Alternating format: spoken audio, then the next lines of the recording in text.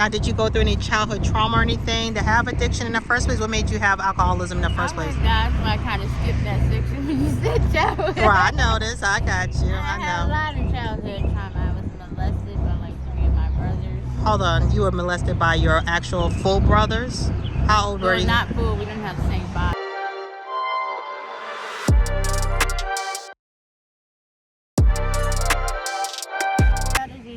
I fought, like I said, I fought 3 years for my kids. The older one went to his father back to New York. Okay. So then it was just me and my 12-year-old at the time. Okay. And we went through 3 years of court, my parental rights. I wouldn't give it up nothing because I fought. I've done the program, and my only problem is I don't have anywhere to live. Right. So when it came down to the last court date, that was how I really saved my parental rights, because they tried to take my parental rights and everything. I don't know how you're going to do that, because I take care of my kids. We just don't have anywhere to live. Right. And so instead of working with a mother that wants to keep her children, she needs a place to stay, instead of work on from that angle, they work from, okay, let me take the kids. So nothing went wrong with the kids. Like they were going to school, they weren't in harm's way or anything. No harm's way. They woke up every morning dressed to pick them up every day. Okay. And so it was like, after all that, when I went to court the last time, I came out of court. It's like, okay, what do you want? First they were in foster care, and then they were with a really nice family. Okay. So we in the family, we talked, and they were like, we don't want to take your son, and that type of thing. So they came up with guardianship. Okay. So my son went under guardianship with this family. Okay. So I saved my parental rights and everything. I see my son every weekend. We're still in that situation right now. Oh, okay. So this family is a good family. Mm-hmm. So they actually working with you. Mm-hmm. So they give your child a place to stay, right. And it kind of takes a load off of you, so you can kind of figure out how to get things together and everything. So yeah, I'm still working. So you still working? Where do you work now? 3 months ago, I lost my car because I couldn't keep up with the payment. It's a rental car, not a rental car, and so I've practically been at the Urban Ministries every day now, and then here every day now. So I actually just went to orientation for FedEx today. Oh wow! Okay. So, but at the Herb, they kept stealing my phones, and I was keeping my ID in the back of the case. Right. Yeah. How did you lose your phone? You can't put anything down at the Urban Ministry. Nothing about it. Chargers. Everybody's phone is right next to everybody's. If if you're not standing right there the whole time, it's gonna get gone. It's gonna sprout legs and walk off. Yeah. So it happened to me twice, and it's just so coincidental that I was supposed to start my job every day that they took my phone. Oh my gosh. So the first time they took my phone, I was supposed to start my job the next day. Okay. Couldn't do that because I didn't have my ID. But some miraculous light, it came back to me. Okay. Okay, so I started working again, doing my job. Excuse me. Being my own delivery driver and all those stuff like that. I made $45,000 a year last year. Okay, and how long ago was this when you made the $45K? Last year. Okay. So then, like I said, about a month ago, my phone got stolen again. Okay. A day before I was supposed to start working. Okay. So I had to get a new a new ID card. Some miraculous way again. Okay. My phone shows up again. So the police brought my phone back to Urban Ministries yesterday, after being missing for about a month. Okay. And it still has my ID in it. Oh wow, that was a blessing. So I heard, I was like, FedEx, I got my ID. And then they're doing sessions down there where they help you get your Social Security card. Right, because that's a big deal. You can't do anything if you don't have your Social Security. And I have an appointment for Tuesday to go get my ID again. Okay. But I still had to wait till I get the hard copy to get a Social Security card. So, like I said, by the grace of God, I got my hard copy from the store. Okay. I did my virtual interview. Okay. And this morning I had to go to Social Security to get the paper to verify that I applied, so that they will let me come in. Woo, honey, let me tell you something. Okay? Let me tell you something. I'm stressed. Okay? Yes, I cannot imagine. Just hearing this in general is stressful. But I cannot imagine being homeless And having to deal with all this back and forth and paperwork It's a lot. well, how do you get your mail? At the herb. Okay, so you can get your mail, and all you have to do is get your, give whoever you're expecting mail from that address. Okay. They have mailbox, little boxes, they store your mail. Okay. It used to be they keep it for 2 weeks. Okay. Now they said something about the post office or FedEx, and them said they can't. So now they only keep it for 5 days. Okay. And if you don't pick it up, they send it back. Oh gosh. So I don't know, but either one way or another, they always find some way to make it hard. Put it like that.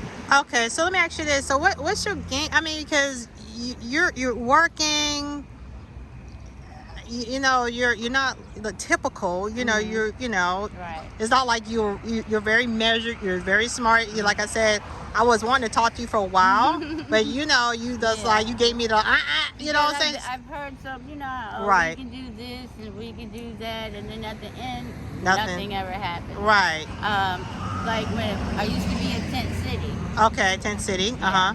And when they came and kicked everybody out of Tent City, yeah, then they put us in hotels or whatever. I was in the hotel on Nation's Ford. Okay. I was there, and there, you have curfews. You can't, got to come in by this time. And then, like I said, I'm an independent contractor. Yeah. What about if you have a job? I work from sun up to sun. So whenever I feel like going in the house, okay, I determine how much money I make. Not that other person. Right. So I'm working 14, 15, 16 hours a day. So let me ask you this, because people going to want to know. So you're making the good money. So how is that keeping you from getting like an apartment or a room to stay? How's that? I was getting to. Okay. At that point, when I went there to that hotel, they had counselors there and everything. Their mission was to get people in the hotel, housing and all that type of thing. Right. Okay, so you got all these people that are getting houses that don't have a job. Right. They don't get a check. Okay. They don't do anything. Okay. And they don't have no kids, but they're getting houses. And they're addicted to drugs. This. You clearly know this. Right. But those are the people that get the housing around here. Why do you think that's the case? So you know what? You sound like what they consider like a middle class. Like the rich people get the tax breaks.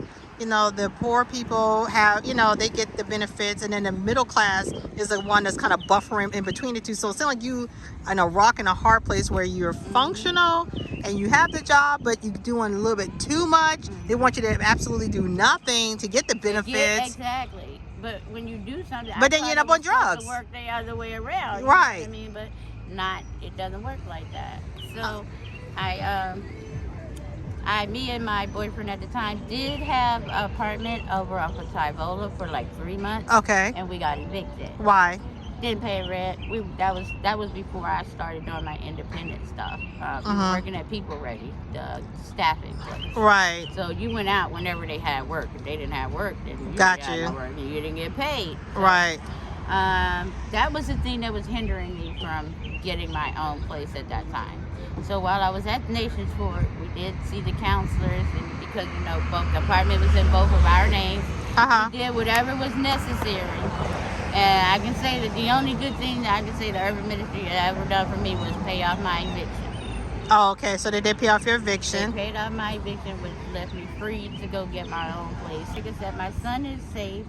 He's well taken care of. Okay. I see him. I pick him up every Friday. I take him back every Sunday. Okay. And I just focus in on working. So what's your game plan to Well, now I'm trying to get my car back. Now that I just started working again. So okay. That's my first goal, is to get my car back, so that I can go to FedEx and do my independent contracting at the same time. And hopefully, with the grace of God, I will go apply for that apartment and we'll get it. All right. And then I can go back to court and be like, hey, I got somewhere to live now. It's time for my baby to come home. And what I love most about this story, I mean, you really taught me a lot, but what I love most is that you actually fought your addiction. Now, did you go through any childhood trauma or anything to have addiction in the first place? What made you have alcoholism in the first place? Oh my gosh, I kind of skipped that section when you said childhood. Right, I noticed. I got you. I had a lot of childhood trauma. I was molested by like 3 of my brothers. Hold on, you were molested by your actual full brothers? How old were you? Not full. We didn't have the same father. both had the same mother. Okay, so half brothers, but still brothers all the same. They didn't consider me to be their sister because I didn't actually meet them until I was 13. So you were 13 when all this molestation happened? Pretty much about 15, somewhere in there, 16. But Okay. yeah, they didn't consider me their sister and all that type of thing. Right. Well, that's what they wanted to tell themselves. They never met me, and I really didn't know who they were either, you know. So right. Who are they? I seen a picture of my mother's mirror with 3 boys in suits and tennis shoes. Right. And I'm like, who does that? But they were from Miami, so that was the Miami style. That's their graduation. Now, did you tell your mom? No, she was like, they're your brothers. You know, I mean, did you tell her what was going on, though? I told my mother, and yeah. That's another story. Right, but basically you think that's what kind of caused all of the, the kind of drowned out your memories? My mom was addicted to crack.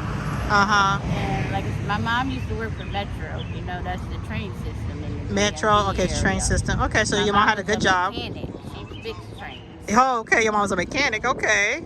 But she was addicted, and she had diabetes, and we went from having a single family home, nice cars, to living in the street. Why is that? Because of the addiction. Okay. Everything got lost. She filed bankruptcy. So your mom had a really, really good city job.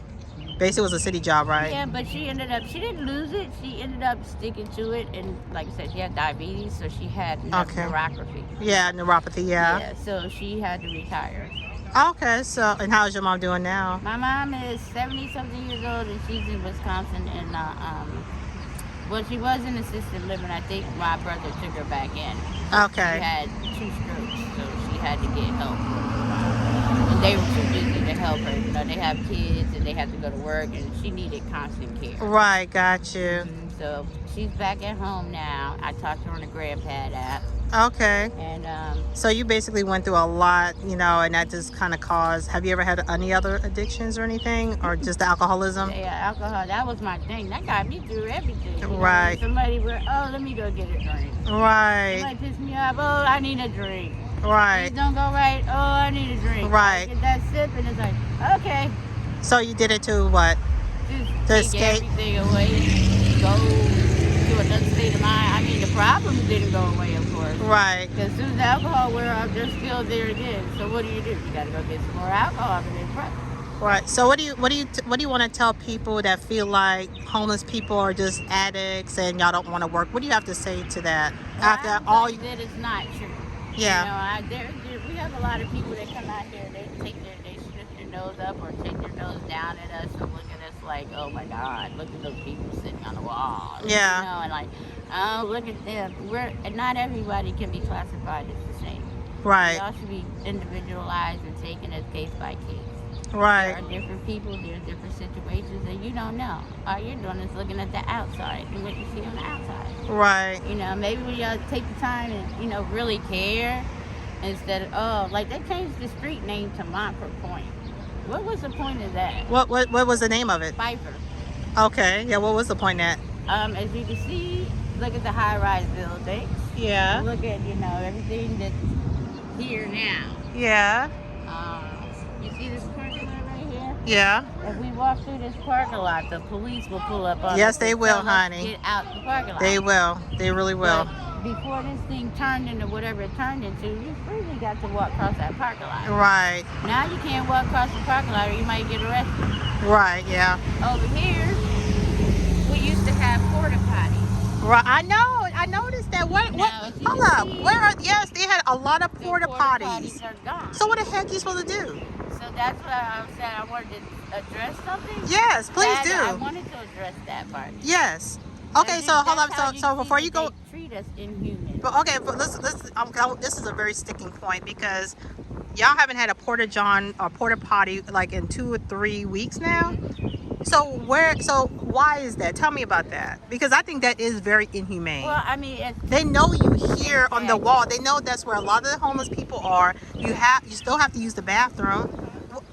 What about being a woman with a menstrual cycle? That's why I said I want to talk to her. I want to, address this porta potty, because I keep saying they need to bring these porta potties back, because they say, oh, I can understand if they say they want to take them away because people were smoking in them and all that type of thing. Okay. I got you on that part, but what about the people still there? know, they were smoking drugs, crack, whatever, and then porta potty. Right, okay, and but we're I still mean, humans. They still gotta go pee. yeah, there's still people like you who don't. And still people like me that still gotta go pee. Like you were down there, and I had to.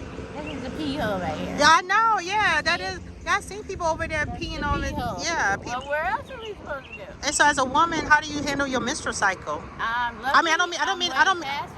Okay, I don't mean to be grotesque or anything, but that's real. That's real life. How do you handle having being a woman with a period on the street with no porta john? I'm past that stage, but I can tell you what happens. You'll go back there and you'll see bloody tampons. Where else are they? Right. So, you know, that was one thing. And so instead of having a porta johns where everything can be contained, now they have like tampons and poop and piss. Here. And that's why I keep saying, I don't know, they need to bring the porta potty. Where do they think we're going to go to the bathroom at? We're here every day. They don't care. Every day we're here. Right. Every day. And where do you expect? So, you know, that's what I want to answer to. Right. You know, we're still human. Right. No matter what. You know what? I'm gonna try to talk to some people. I'm not sure who to talk to. But I want to talk to some people and at least get the porta john back for starters. Need the bathroom. Everything's closed. You know, we used to go on these things and go to the bathroom. Right. Feed or they're just now opening the morgue back up so we can go into the bathroom and sit in there and eat. Okay. You know, otherwise there's no other place to go to the bathroom around here. Right. You know, so that's what we have to do. Run, go down there somewhere, you know, just wherever you can squat. Right, because you're homeless, it doesn't mean you're not human, and you still have to use the bathroom. Amen. All right, well, that's something I'm gonna work. I'm gonna call the city, and you know, because Charlotte can do better than that. I mean, I understand what they're saying. There was a lot of shenanigans going on in the bathroom, but for the most part, taking the porta potty away doesn't solve your problem. It doesn't. You with another bigger problem. Right. So exactly. I don't understand what you were thinking. Right. Or, you know, the whole objective is to get us off this wall. Right. Exactly. No, that's the only way you're gonna get us off this wall is to give us somewhere to live. Right. All right. So how do you want to end off on what encouragement? I mean, I appreciate you telling the story. Don't give up. You know, Don't give up. Give up. You know what I mean? You just got to keep up the fight.